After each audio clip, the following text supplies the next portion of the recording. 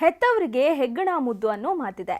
ಮಕ್ಕಳಿಗೂ ಹಾಗೇನೆ. ತನ್ನ ತಂದೆ ತಾಯಿ ಎಷ್ಟೇ ಕೆಟ್ಟವರಾಗಿದ್ರೂ ಕೂಡ ಮಕ್ಕಳಿಗೆ ಹೆತ್ತವರೇ ಪ್ರಪಂಚ.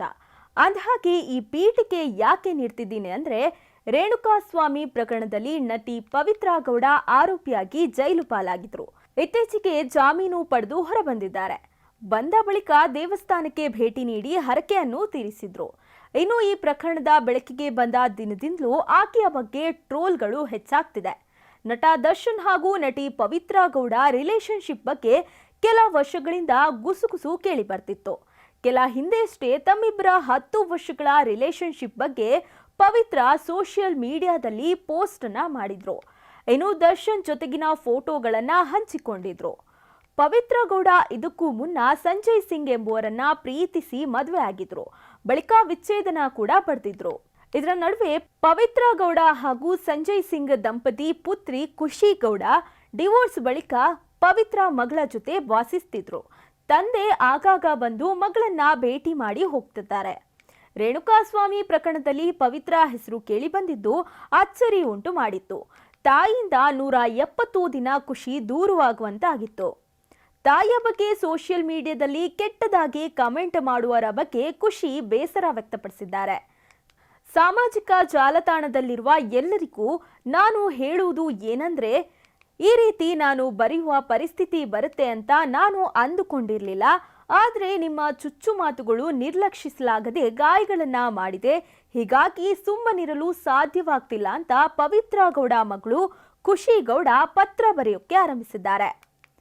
ಪತ್ರವನ್ನ ಮುಂದುವರಿಸಿರುವ ಖುಷಿ, ಪ್ರತಿ ಅಪ್ರಸ್ತುತ ಕಾಮೆಂಟ್, ಪ್ರತಿ ಊಹೆ ತನಗೆ ನೋವುಂಟು ಮಾಡೋ ಪದಗಳು ನನ್ನ ಹೃದಯವನ್ನ ಚುಚ್ಚಿದೆ.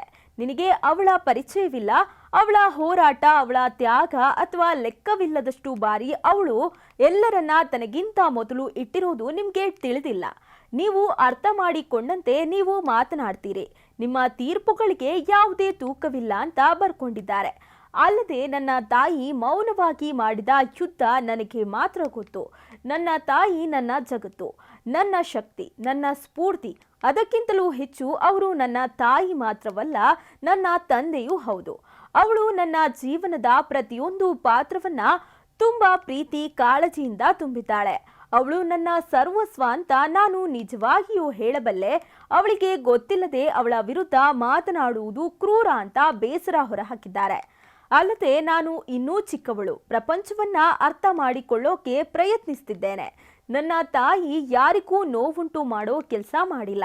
ದಯವಿಟ್ಟು ಮಾತನಾಡುವ ಮುನ್ನ ಯೋಚಿಸಿ ಮಾತನಾಡಿ.